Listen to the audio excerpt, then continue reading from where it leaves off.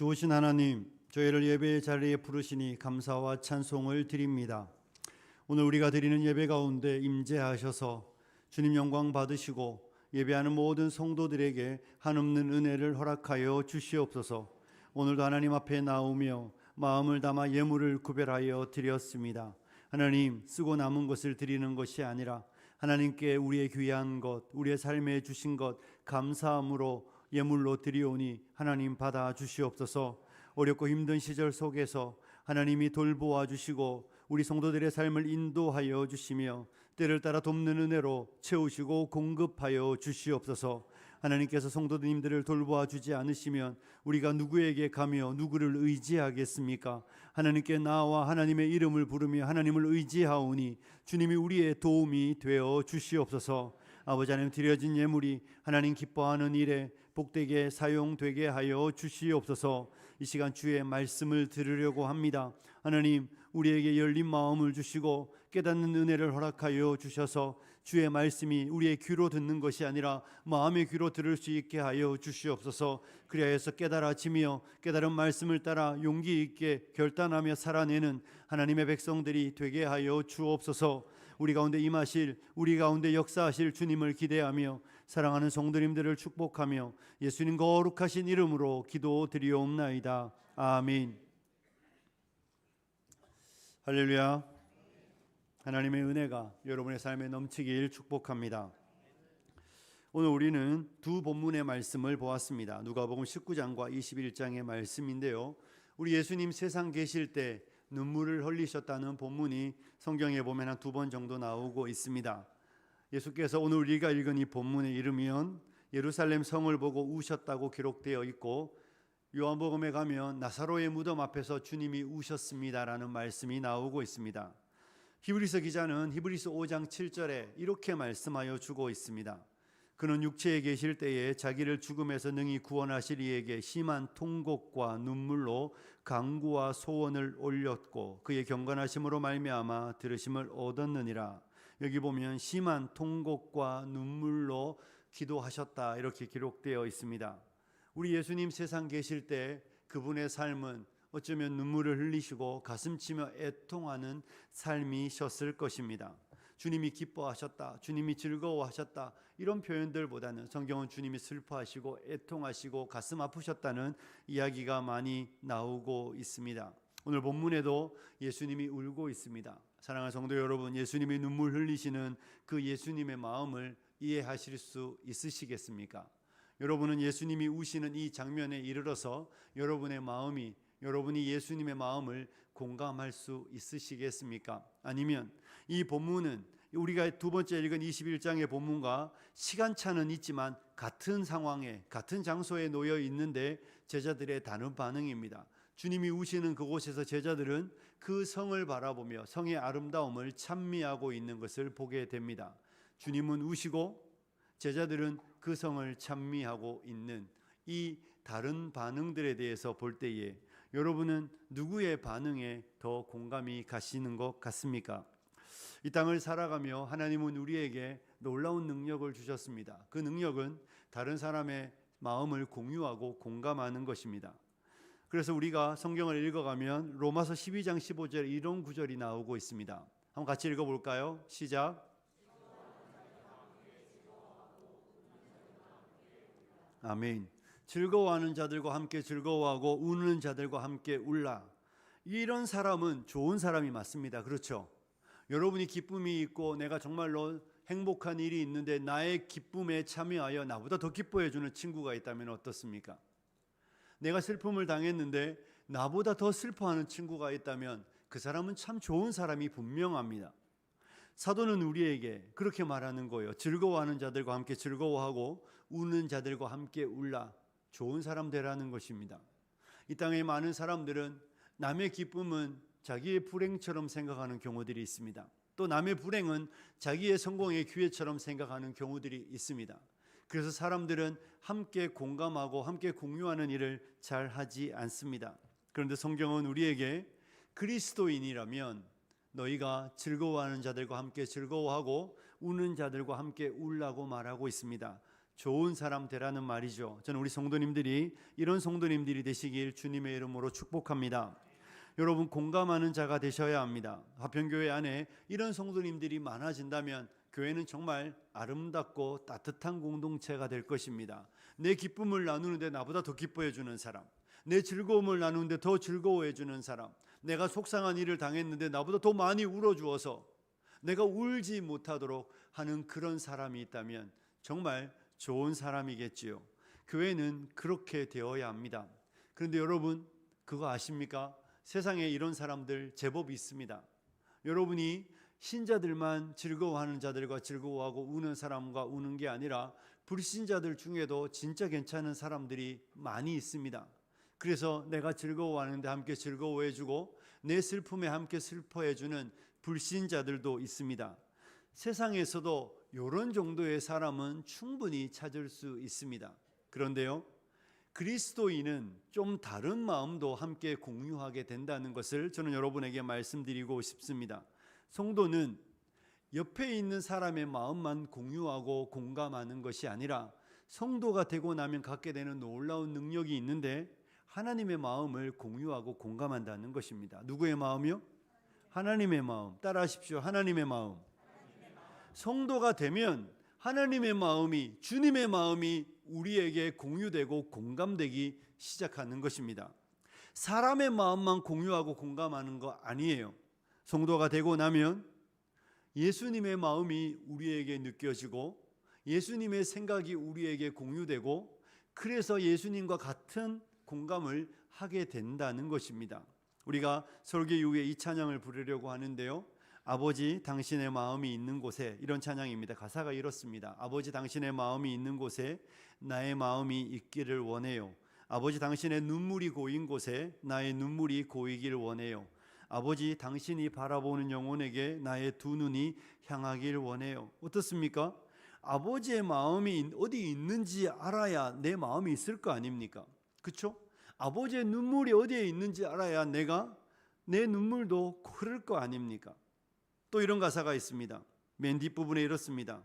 나의 마음이 아버지의 마음 알아 내 모든 뜻 아버지의 뜻이 될 수 있기를. 나의 온몸이 아버지의 마음 알아 내 모든 삶 당신의 삶 되기를. 아버지의 마음과 아버지의 그 뜻을 내가 알아서 내 삶이 아버지의 삶이 되기를 원한다는 찬양입니다. 여러분, 이런 찬양을 부를 때 저와 여러분은 이 사실을 깨닫는 것이죠. 내가 아버지의 마음을 알 수 있구나. 내가 아버지의 생각을 알 수 있구나. 내가 아버지의 눈물이 어디를 향하고 있는지 알 수 있기 때문에 그렇게 되기를 원한다는 것이죠. 성도가 되면 옆에 있는 지체의 마음만 아는 게 아니라 하나님의 마음을 알게 됩니다. 믿으시기를 축복합니다. 하나님의 백성이 정말로 예수 그리스도의 참된 백성이 되면 저와 여러분은 아버지의 마음을 공유하고 공감하게 되는 것입니다. 우리가 아버지의 마음을 공유한다. 그거 어떻게 알 수 있을까요? 여러분 정말 공유하고 공감할 수 있다고 믿으십니까? 안 믿으시는 것 같아요. 여러분, 우리가 하나님의 마음을 공유하고 공감한다는 걸 믿으셔야 합니다. 여러분, 우리가 이런 이야기를 많이 해요. 은혜 받았습니다. 그렇죠? 은혜 받았습니다. 교회에서 이렇게 인사하잖아요. 은혜 받으십시오. 이렇게 인사할 때 은혜가 뭐죠? 사전적 의미는 자격 없는 자에게 베풀어주는 하나님의 호의입니다. 받을 수 없는 자, 자격 없는 자에게 주시는 하나님의 값없이 주시는 선물을 은혜라고 말합니다.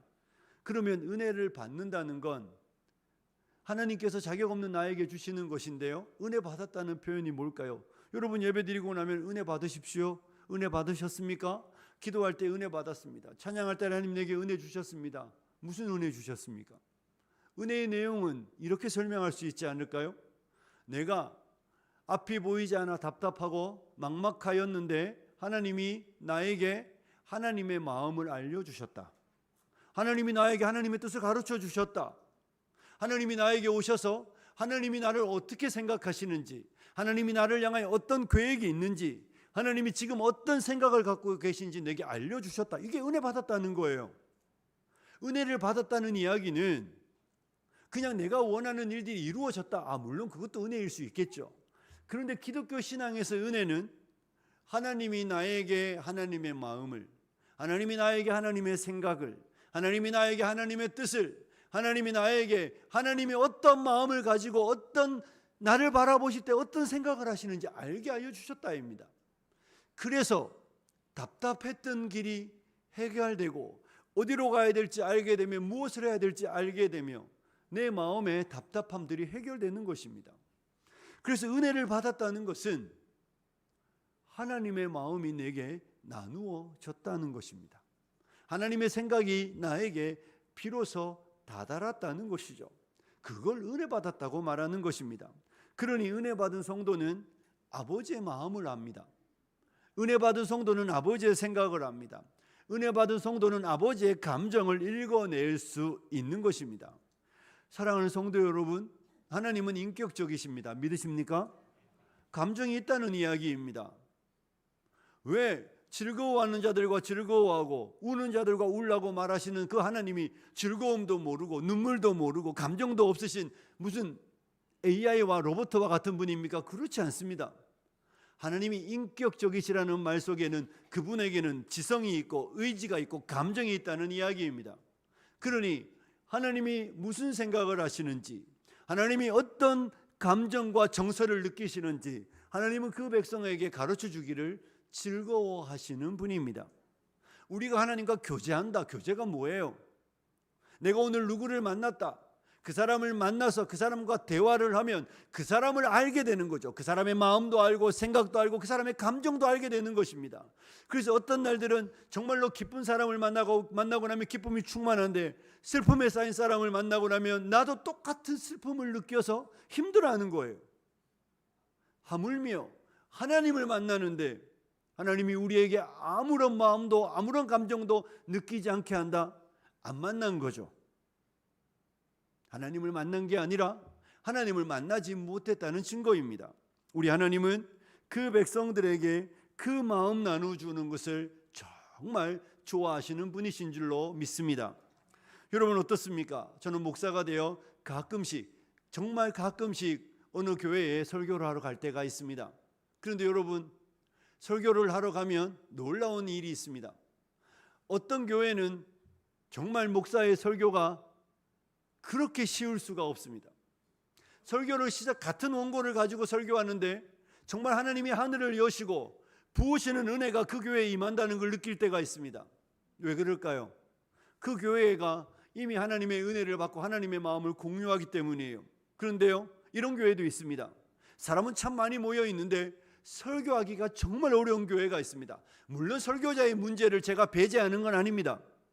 그런데 설교자 안에 문제가 있음에도 불구하고 하나님께서 그 어떤 교회는 물붓듯이 부으시는 은혜가 있는데요, 어떤 날에는 어떤 교회는 정말 설교하기가 어려워서 원고 한 줄 한 줄 읽어 늘어가는 그 순간순간이 괴로울 때가 있습니다. 전자의 교회는 설교가 끝나면 마치 설교자의 몸에 아드레날린이 도파민이 분비되어서 막 기쁘고 좋습니다. 그런데 어떤 후자의 교회는요, 설교하고 집에 오면 누워야 됩니다. 너무 힘들어서 밥 먹고 가라는 교회가 더 힘듭니다.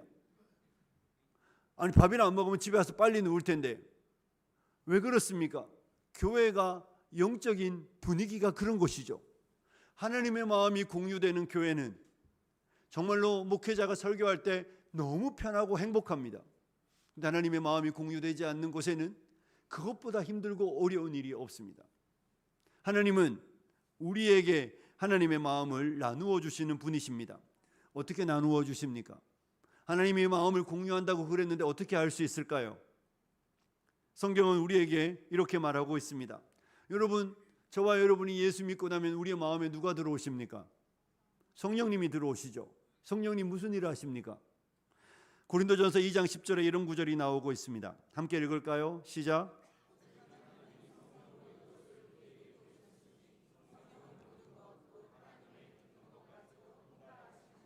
아멘. 성령은 모든 것, 곧 하나님의 그 시면까지도 알고 계신다는 뜻입니다. 누가요? 성령님이. 누구 안에 계신? 내 안에 계신 성령님이. 내 안에 계신 성령님이 하나님의 그 깊은 뜻을 다 알고 계신데 그 뜻을 어떻게 알려게 하시겠습니까? 우리에게 알려주시는 거죠. 우리 안에 계신 성령님이 하시는 일은 우리 안에서 막 능력으로 역사하여 여러분이 안 되는 일 잘 되고 사업 잘 되고 건강 주시고, 물론 그런 일도 하세요. 그런 일을 하시기 위해 우리 마음에 오신 게 아니라, 우리 마음에 오신 이유는 하나님의 깊으신 뜻을 알려주시기 위해 오신 것입니다. 저와 여러분이 어떻게 하나님을 알겠습니까? 여러분, 사람에게 있는 능력이 있습니다. 사람은요, 계속해서 탐구하고 연구합니다. 그래서 우리는 1900년대에 알지 못했던 걸 2024년에는 엄청난 지식을 알고 있습니다. 과학적 지식은 계속해서 늘어갑니다. 인간은 우주를 향하여 나아가고 바다 깊은 곳으로 나아가며 사람의 몸속에 많은 것들을 계속해서 알아가고 있습니다. 이 능력은 하나님이 사람에게 주신 능력이에요. 그런데 놀라운 사실이 무엇인 줄 아십니까? 사람이 자연을 탐구하고 우주를 탐구하고 만물을 탐구할 때는 계속해서 그 능력이 발전해 가는데, 하나님을 아는 연구에 이르면 언제나 사람이 바보가 된다는 것입니다. 놀라운 사실은 이 인류 역사 속에서 하나님을 알아가려고 노력하고 애쓰는데, 하나님을 아는 연구에 다다르면 그 똑똑하던 머리가 바보가 되어 버퍼가 있습니다. 계속해서 맴도는데 도무지 사람이 하나님을 아는 지식에는 이르지 못한다는 것이 여전히 이 땅에 일어나는 현실입니다. 왜 그렇습니까? 하늘을 향하여 사다리를 올리고 있습니다. 인간의 힘으로 하늘을 향하여 사다리를 올리는데 그 사다리가 하늘에 닿지 못하기 때문에 그렇습니다. 그런데 성도는 어떻습니까? 하늘로부터 우리에게 사다리가 내려온 것이죠. 우리가 쌓아 올린 게 아니라 하나님이 하늘로부터 그 사다리를 우리에게 내려주셔서 뭘 알려주십니까? 하나님의 그 기쁘신 뜻을 저와 여러분에게 알려주시는 줄로 믿습니다. 그래서 그 똑똑한 사람들이 알지 못하는 하나님을 아는 지식이, 그 똑똑한 사람들이 그렇게 연구해도 깨닫지 못하는 하나님의 마음이 우리같이 무지몽매한 인생에게 하나님의 마음이 드러나고 하나님을 아는 지식이 깨달아지는 줄로 믿습니다. 모든 일이 성령께서 우리 안에 하시는 일인 줄로 믿습니다. 하나님은 하나님의 백성들에게 하나님의 마음을, 하나님의 생각을 나타내 보여주시고 나누어 주시는 분이시라는 것을 믿으시기를 축복합니다. 성령이 내 안에 있으면 저와 여러분은 반드시 하나님의 마음과 하나님의 뜻과 하나님의 생각을 알게 되어 있습니다. 여러분, 그래서 건강한 성도의 특징이 무엇인 줄 아십니까? 건강한 성도는 하나님의 마음을 아는 사람입니다. 건강한 성도는 하나님의 마음을 공감하고 공유하는 사람입니다. 건강하다는 증거가 어디에 있습니까? 다른 데 있지 않고 내가 나를 향한 하나님의 마음을, 내가 나를 향한 하나님의 계획을, 내가 우리 공동체를 향한 하나님의 시선들을, 내가 우리 공동체를 바라보시는 하나님의 그 감정들을 오롯이 마음으로 받아낸다는 것입니다. 왜냐하면 하나님이 가르쳐 주시기를 기뻐하시는 분이시기 때문에 그렇습니다. 하지만 건강하지 않은 사람의 증거는 또 확실합니다. 아무것도 모릅니다. 말은 엄청 많이 할 수 있을지는 몰라도 하나님의 마음과 하나님의 생각과 하나님의 뜻을 전혀 깨달아 알지 못합니다. 그래서 늘 엉뚱한 반응과 엉뚱한 이야기만 하는 분들이 있습니다. 사랑하는 성도 여러분, 여러분이 건강하다는 증거요, 여러분 다 아실걸요? 여러분이 건강한지 건강하지 않은지 여러분 다 아시지 않습니까? 내가 영적으로 건강하면 여러분의 삶에는 하나님과의 동행이 일어나기 때문에 하나님은 나에게 그 마음 나누어 주시는 걸 너무 기뻐하세요. 하나님은 이 시대를 바라보시는 아버지의 마음을, 우리 교회를 바라보시는 아버지의 마음을, 우리 한 사람 한 사람을 바라보시는 아버지의 마음을, 그리고 나를 바라보시는 하나님의 마음을 가르쳐 주시고 나누어 주시기 때문에 그 마음으로 충만하게 되는 것입니다. 하지만 건강하지 않은 사람은 아버지의 마음을 전혀 알지 못합니다. 여러분, 목사라고 아버지의 마음을 알 것 같습니까? 장로님들이라고 아버지의 마음을 알 것 같습니까? 물론 알 수 있죠. 그런데 하나님이 나누어 주지 않으면 모른다는 것입니다. 그러니 이런 거겠죠. 우리 오늘 교회 처음 나온 사람, 만약에 예수를 처음 믿은 사람이 아버지의 마음을 모르는 건 별거 아닐 수 있어요. 하지만 목사인 제가 하나님의, 우리 교회를 향한 아버지의 마음을 모르거나 목사인 제가 저를 향한 하나님의 마음을 모르면 사태가 심각하잖아요. 왜 심각합니까? 하나님의 마음도 모르는데 설교하는 거 아닙니까? 하나님의 마음도 모르는데 교회를 다스리는 거 아닙니까? 아버지의 생각도 모르는데 교회 앞에 이야기하는 것이죠. 하나님은 잔뜩 화가 나 계신데 하나님 여러분 사랑한다고, 여러분을 복받을 거라고, 또 하나님은 여러분을 엄청 기뻐하시는데 하나님 여러분에게 화내신다고, 이런 말도 안 되는 이야기가 있을 수 있는 것이죠. 목사가, 교회 장로님들이, 교회 권사님들이, 집사님들이 아버지의 마음을 공유하는 교회가 되어야 그 교회가 건강한 교회인 줄로 믿습니다. 하나님은 그 마음을 우리에게 나누어 주시는 일들을 언제나 한결같이 하고 계신 분이십니다.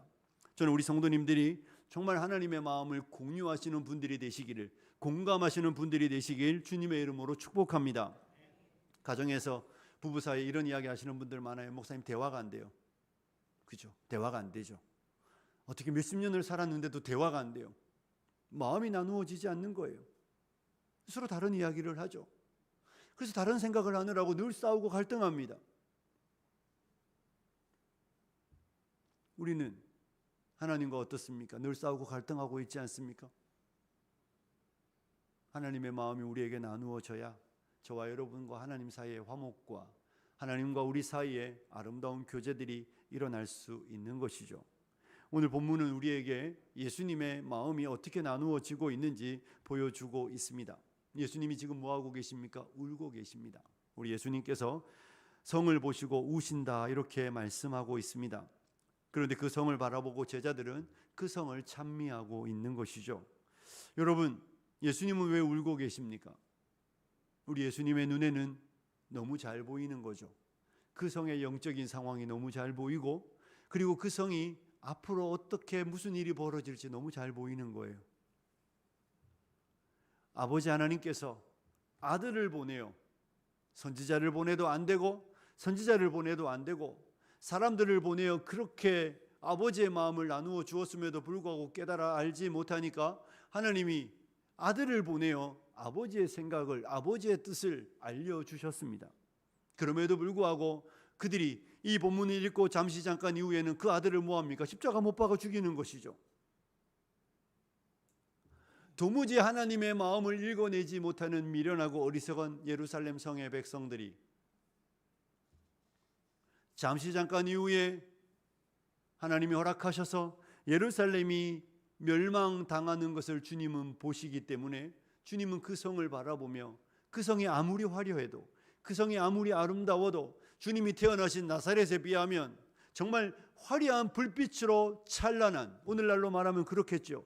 화려한 불빛으로 찬란하고 높은 빌딩들로 숲을 이루는 그곳이지만 주님의 눈에는 그저 불쌍하고 안타까운 곳일 뿐이었습니다. 그래서 사람들은 환호하고 기뻐하고 찬미하고 있지만 주님은 애통해하며 가슴치며 눈물 흘리고 계신 것입니다. 사랑하는 성도 여러분, 주님의 마음이 그렇다는 것입니다. 주님이 예루살렘 성을 볼 때 주님은 가슴 속에 안타까움과 답답함으로 눈물을 흘리실 수밖에 없으셨습니다. 왜냐하면 그 성에 앞으로 다가올 비참함들이 그 성의 미래이기 때문에 그 미래를 바라보시는 주님은 눈물을 흘리시고 계신 것입니다.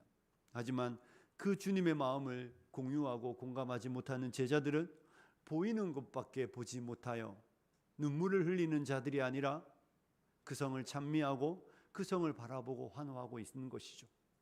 여러분, 저와 여러분은 어떻습니까? 우리는 주님의 마음을 함께 공유하고 눈물 흘릴 수 있겠습니까? 주님이 우시는 이 예루살렘 성이 오늘날 우리의 교회라면 어떻고 우리 한국 교회라면 어떻습니까? 여러분은 어떤 모습으로 여러분의 한 사람 한 사람의 영혼을 바라보고 우리 교회를 바라보며 한국 교회를 바라보고 계십니까? 주님이 우리를 보고 기뻐하실 것 같습니까? 아니면 주님이 우리를 보고 가슴 아파하실 것 같습니까? 주님이 우리를 보고 하나님 기뻐 춤추시는 것 같습니까? 아니면 주님이 예루살렘 성을 보고 우시는 것처럼 하나님께서 마음에 큰 아픔을 느끼실 것 같습니까? 우리는 빌라델비아 교회일 것 같습니까? 우리는 라오디게아 교회일 것 같습니까? 기쁨을 이기지 못하는 교회. 하지만 살았다는 이름은 가졌으나 실상은 죽은 교회, 우리는 어디일 것 같습니까? 사랑하는 성도 여러분, 오늘날 우리는 어쩌면 이 주님이 눈물 흘리시는 이 위치에 우리가 서 있다고 저는 생각합니다. 하나님께서 우리 한 사람 한 사람을 바라보실 때, 하나님께서 저를 바라보시고 여러분을 바라보시고 우리 교회를 바라보시고 한국교회를 바라보실 때 하나님이 기뻐 춤추실 것 같지는 않습니다. 이런 표현이 여러분에게 불경스럽게 들린다면 그렇지 않습니다. 위대한 신학자가 성삼위 하나님이 춤추신다는 이런 이야기를 하는 책을 보았습니다. 삼위 하나님이 기쁨의 춤을 하늘에서부터 영원히 하나님께서 만물을 보고 기뻐하셨던 것처럼 지금도 하나님 나라에서는 그런 기쁨이 있다고 말하죠. 여러분, 지금은 어떻습니까? 하나님 우리를 보시고 우리 교회를 보시며 우리의 가정을 보시고 한국교회를 보시며 하나님이 기뻐 춤추실 것 같습니까? 그렇지 않다고 우리 모두는 알고 있을 것입니다. 어쩌면 예루살렘 성을 보고 우시는 주님은 지금도 우리를 보고 눈물을 흘리시지 않나, 저는 그런 생각을 하며 오늘 이 말씀을 준비하였습니다. 사랑하는 성도 여러분, 우리는 어떻습니까? 우리 교회는 어떻습니까? 여러분, 우리 교회 안에 정말로 하나님이 기뻐하시는 모습들로 흘러 넘치고 있습니까? 아니면 고린도 교회 아시잖아요, 그죠? 사도 바울이 1년 6개월을 머물며 목회했던 그 고린도 교회, 바울은 눈물의 편지를 고린도 후서에 썼다고 이야기하고 있습니다. 바울이 그렇게 열심히 하나님의 복음을 전했는데, 바울이 그곳에 교회를 세웠는데, 바울파, 아볼로파, 게바파, 그리스도파로 나누어 싸우며 음행하는 일들이 교회 안에 있으며 사람들이 자기의 은사를 자랑하며 사람들 안에 사랑이 없어서 계속해서 갈등을 빚었던 그 고린도 교회는 바울의 가슴에 큰 아픔이 되었습니다. 그리고 바울은 전서와 후서를 쓰면서 정말 그의 감정을 오롯이 서신에 담아내며 그의 눈물이 그 서신에 뚝뚝 묻어 있는 것을 우리는 읽어보게 됩니다. 고린도 교회의 이야기는 고린도 교회의 이야기입니까?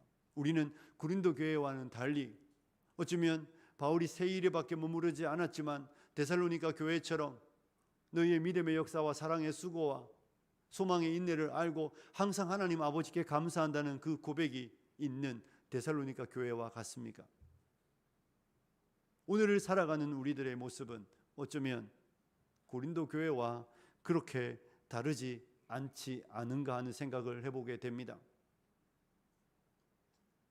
화평교회에 와서 4년째를 맞이하며 제가 우리 교회 안에서 듣는 많은 이야기들은 그렇게 좋은 이야기들은 아닐 때가 많습니다. 왜 이렇게 많이 나누어져 있는지, 왜 이렇게 갈등하는 사람들이 많은지, 왜 이렇게 말들이 거치신지.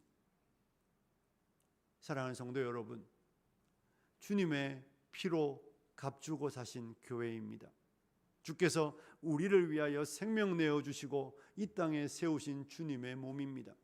머리 대신 주님이 우리에게 미워하라는 시그널을 줍니까? 머리 대신 주님이 우리에게 비방하라는 시그널을 줍니까? 머리 대신 주님이 우리에게 갈등하라고, 미워하라고, 다투라고 그런 마음을 계속해서 머리로부터 우리가 받기 때문에 우리가 그렇게 살아가는 것입니까? 아니지 않습니까? 머리는 언제나 우리에게 내 이웃을 내 몸처럼 사랑하라고, 마음을 다하고 성품을 다하고 뜻을 다하여 주 너의 하나님을 사랑하라고 우리에게 그 수없이 많은 사인을 주고 있음에도 불구하고 그 사인이 머리에서 왜 우리로 내려오지 않는 것입니까? 사랑하는 성도 여러분, 주께서 우리를 보시며 어쩌면 예루살렘 성을 보고 우는 것처럼 울고 계시리라고 생각합니다.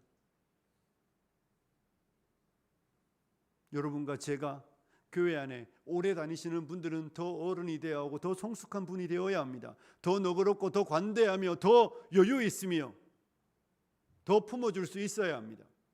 누구든 실수할 수 있으니까, 누구든 잘못할 수 있으니까, 누구든 넘어질 수 있으니까.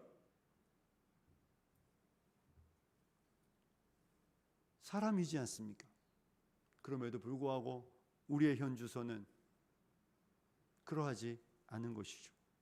주께서 우리에게 주님의 마음을 나누실 때 주님은 어쩌면 저희를 보고 저를 보고 여러분을 보고 우시지 않을까 생각합니다. 그렇다면 저와 여러분도 울어야 하는 것입니다. 사랑하는 성도 여러분, 여러분은 눈물이 있습니까? 여러분이 주님의 마음을 공유하고 있다면 어쩌면 지금은 정말 눈물을 흘릴 때라고 저는 생각합니다. 한국교회가 코로나 이후에 한국교회가 많이 어려워졌다고 이야기합니다. 마치 코로나가 원인인 것처럼 이야기하더라고요. 코로나 때문에 한국교회가 어려워졌다고 정말 그렇게 생각하십니까? 저는 그렇게 생각하지 않습니다. 우리 여자분들이 다 예쁘게 화장하고 오셨죠. 저희 집에도 요새 밥 대신 화장하는 친구가 하나 있어서 아침마다 밥 먹으라고 하는데 밥보다 화장이 좋은가 봅니다. 여러분, 화장은 못생긴 사람에게 얼굴을 가려주는데 예쁜 사람은 더 예쁘게 해줍니다. 그렇죠? 화장 예쁘게 하고 나왔는데 갑자기 일기예보가 없으면 폭우가 와서 화장이 다 지워졌습니다. 그러면 예쁜 분들은 사실 별로 상관없어요. 어차피 예쁘니까. 근데 심각한 건 누굽니까? 안 예쁜 분들이죠. 내 민낯이 드러나잖아요. 저는 제가 볼 때는 코로나는 한국교회 폭우와 같은 것입니다. 코로나가 오고 나니까 우리가 얼마나 건강하지 않은 교회였는지 드러나는 것뿐이지, 마치 코로나 전에는 엄청 건강했는데 코로나라는 3년의 시간이 딱 지나가고 나니까 교회가 건강하지 않게 되었다? 순 거짓말입니다. 원래 건강하지 않던 사람이 병원에 가서 건강검진했더니 뭐라고요? 의사가 아프대요. 병원에 가서 의사에게 건강검진하니 병원에서 의사가 나보고 당신 지금 심각하게 아프니 치료받으라고 말하는 거죠. 검진하기 전에는 내가 아픈지를 몰랐는데 검진하니 내 병이 드러나는 게 저는 코로나라고 생각합니다. 이전에 엄청 건강하고 우리 이전에 엄청 잘하고 우리 이전에 엄청 뜨거웠었는데 코로나 이후에 식었다가 아니라니까요. 원래부터 그러지 않았는데 코로나의 시간이 내가 정말 누구인지를 증명해낸 것이죠. 여러분과 제가 건강한지 안 한지 어떻게 압니까? 여러분 한번 예배 끝나고 우상 아파트 한 5바퀴만 뛰어볼까요? 5바퀴 뛰면 우리가 정말로 괜찮은 폐활량을 가졌는지 아닌지 다 알 수 있습니다. 지금이야 이렇게 걸어다니면 똑같지요. 5바퀴 뭐 필요하겠습니까? 한 바퀴만 뛰면 목사님 저 죽는다고, 목사님 저한테 이런 거 시키시지 말라고, 저 교회 옮기겠다고 이럴걸요. 하지만 우리 가운데 건강하신 분들은 꼭 5바퀴만 뛰냐고, 한 10바퀴 뛰자고. 뛰어보면 나를 알잖아요. 저는 코로나가 그와 같은 것이라고 생각합니다. 마치 이전에 우리가 엄청 괜찮았는데 코로나 지나면서 코로나가 원인이 되어 우리가 병들었다. 그건 순전히 우리 거짓말입니다. 우리 스스로 우리의 이 현실을 부정하고 싶고 위로 삼고 싶어 하는 표현일 뿐이지, 코로나 이전이나 코로나 이후나 건강한 사람은 계속 건강합니다. 건강한 교회는 코로나 이전에도 건강하고 코로나 이후에도 건강합니다. 건강한 성도는 코로나 이전에도 주님 사랑했고 코로나 이후에도 주님 사랑합니다. 믿으시죠? 단지 우리를 볼 수 있는 기회를 어쩌면 하나님이 제공하신 것이죠. 하나님이 기질하셔서 알곡은 들이시고 쭉정이는 내보내는 일들을 행하신 것뿐이지, 이전에는 알곡이었는데 코로나 이후에 쭉정이가 되었다, 그렇게 생각하지 않습니다. 사랑하는 성도 여러분, 여러분과 저에게 눈물이 있습니까? 주님이 우시는, 이 시대를 바라보고 우시는 주님의 눈물이 우리에게 있기를 소원합니다. 얼마 전에 아랄레라고 혹시 아십니까? 우즈베키스탄과 카자흐스탄 국경에 있는, 우즈벡이 주로 차지하고 있는 소금 호수인데 바다죠. 사실은 큰 바다가 50년 만에 거의 90%에서 95%가 마른 사진을 보았습니다. 바다였던 자리에 배가 떠 있는데 더 이상 바다가 아니기 때문에 어부들이 다 생업을 멈춰버렸습니다. 조금 있으면 거기가 바다였는지 지도상에 이제 아랄헤라는 단어가 사라질지도 모릅니다. 지구온난화 때문이겠죠. 여러분, 우리는 어떻습니까? 우리의 눈에는 눈물이 흐르고 있습니까? 주님의 마음을 공감한다면 눈물이 있을 겁니다. 저와 여러분이 이 땅을 살아가는 날들 동안 우리 주변의 모든 사람이 건강하지 않는 이상은 우리에게는 언제나 눈물이 있을 수밖에 없습니다. 하나님의 교회에 눈물이 있습니까? 하나님의 교회에 가슴치며 애통해야 하는 마음이 있습니까? 주께서는 통회하는 자들과 함께 하신다고 말씀하셨는데, 주님은 가슴치는 자들의 위로자가 되어주신다고 말씀하셨는데, 사랑하는 성도 여러분, 여러분의 마음에, 제 마음 속에, 우리의 가슴 속에 성을 보고 우시는 주님의 마음이 공감되고 공유되어지고 있습니까? 지금은 이런 시대인데 울지 않으면 저와 여러분은 주님의 마음을 느끼지 못한 지 오래되었다는 증거입니다. 교회가 주님의 마음을 느끼지 못하고 오랫동안 예배가 아니라 제사를 드리고 있는 것이죠. 저와 여러분에게 필요한 것은 눈물입니다. 저는 우리 사랑하는 성도님들이 이 눈물이 있는 성도님들이 되시길 소원합니다. 왜 우리가 눈물이 말라버렸겠습니까? 제자들이 지금 무엇을 보고 있습니까? 성의 화려함에 도취되어 있는 것입니다. 성의 아름다움에 도취되어 그들이 믿음의 눈으로, 주님의 눈으로 성을 바라볼 수 알아야 되는데 그걸 못 보는 것이죠. 교회가 눈물이 말라가는 이유는 똑같습니다. 교회가 세속화되기 때문에 그렇습니다. 교회가 세상의 기준을 그대로 교회에 가지고 와서 세상의 사람들이 잘 되었다, 세상의 사람들이 복받았다, 세상 사람들이 성공했다는 그 모든 단어들을 교회에 가져와 그것이 성공인 것처럼, 복받은 것처럼, 그것이 잘된 것처럼 말하는 그 세속화가 교회 안에 그대로 있는 것입니다. 그리고 났더니 한국교회는 이제 기득권이 되어버렸습니다. 한국교회 기득권입니다. 이전처럼 가난한 사람들이 모이는 공동체 아닙니다. 이전처럼 없는 사람들이 모이는 교회 아닙니다. 이전처럼 정말로 교회에 와서 밥 한 끼 먹으며 교회에 와야 누군가에게 도움을 받으며 교회의 구제를 받아 살아가는 그런 교회 아닙니다. 이제 교회는 부유해졌으며 교회는 높아졌으며 교회는 세상에서 기득권이 되었습니다. 강남에 예수 믿는 사람 제일 많지 않습니까? 교회의 세속화는, 교회가 세상과 같은 눈을 갖기 시작하며 교회는 더 이상 눈물 흘릴 일을 잃어버렸습니다. 세상이 부러워하는 교회가 되었고, 세상이 부러워하는 교회는 하나님을 위하여 아무 일도 할 수 없고 세상에 아무런 영향력도 미치지 못하는 것입니다. 사랑하는 성도 여러분, 화려해졌고 성공해서 좋습니까?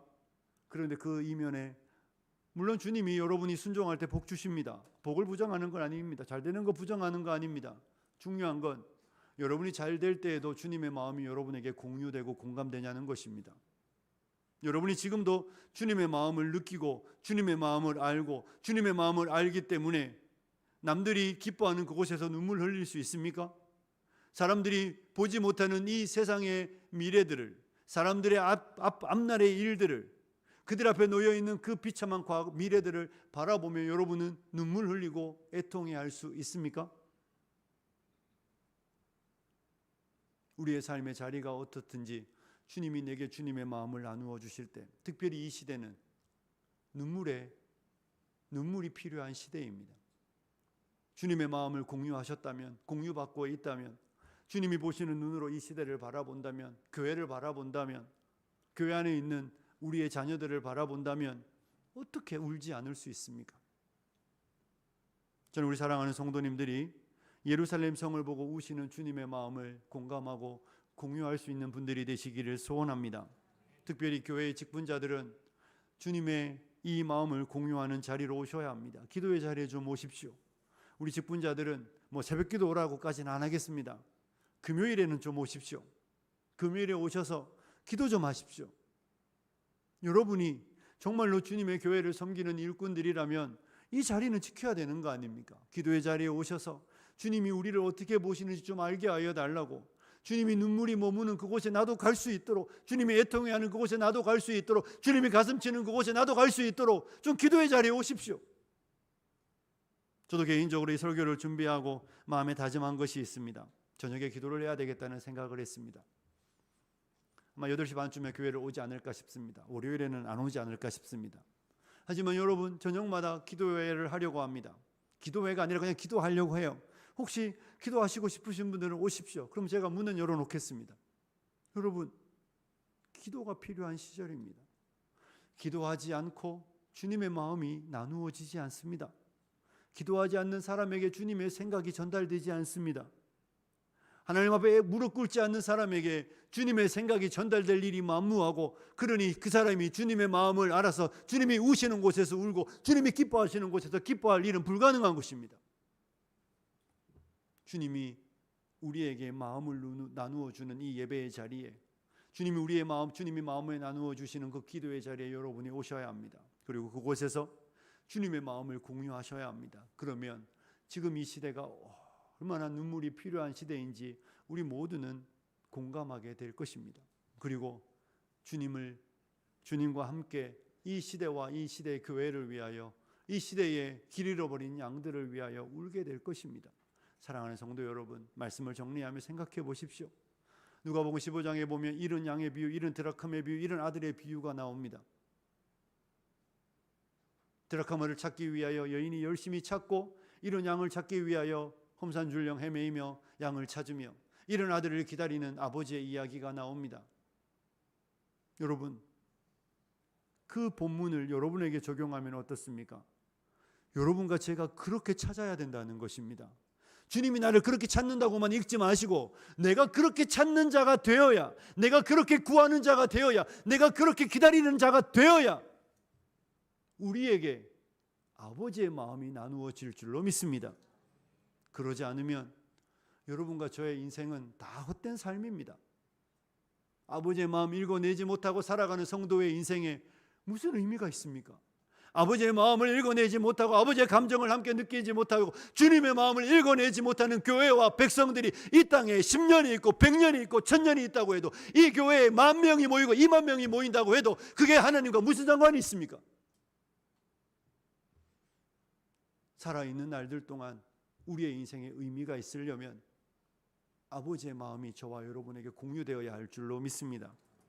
그러기 위하여 아버지의 마음을 나누면 받을 수 있는 기도의 자리에 오시고, 예배의 자리에 오시고, 하나님이 여러분에게 그 마음을 나누어 주실 때 받으시고 기도하시며 정말로 하나님을 영화롭게 하는, 주님이 우시는 곳에 울어서, 주님이 기뻐하시는 곳에서 기뻐해서 하나님이 우리로 인하여 기쁨을 이기지 못하시는 그런 성도님들이 되시길 주님의 이름으로 축복합니다.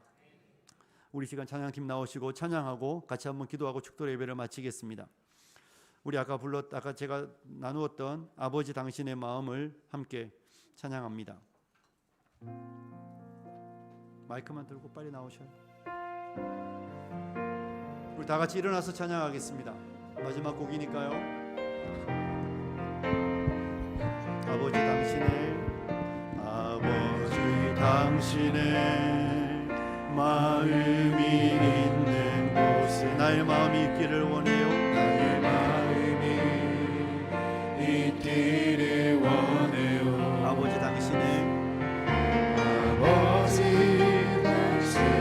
눈물이 고인 곳에 나의 눈물이 고이길 원해요. 아버지 당신이 바라보는 당신이 바라보는 영혼에게 나의 두 눈이 향하길 원해요.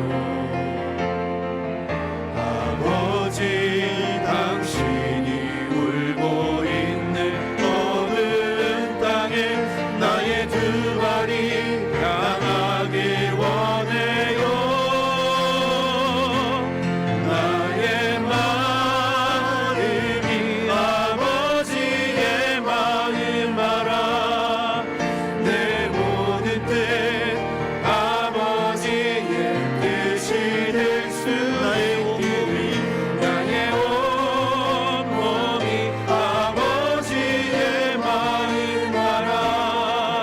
내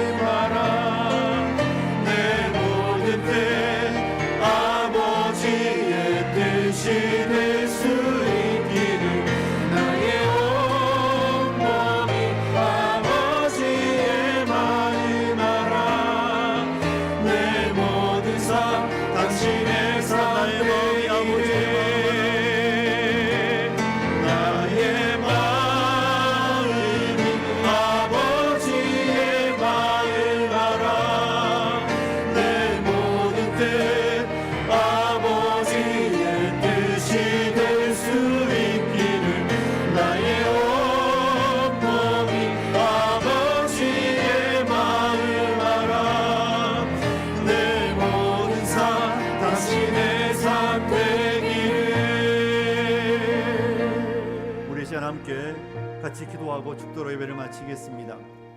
하나님, 내 인생이 내가 아버지의 마음을 공감하고 공유하는 성도가 되게 하여 주십시오. 그래서 아버지가 기뻐하는 곳에서 기뻐하고 아버지가 우는 곳에서 눈물 흘리는 그런 성도로 살아가게 하여 주시옵소서. 하나님, 아버지의 마음을 나누어 받는 주의 백성 되게 하여 달라고 우리 함께 기도합니다. 기도하시겠습니다. 살아계신 하나님 아버지, 하나님, 우리에게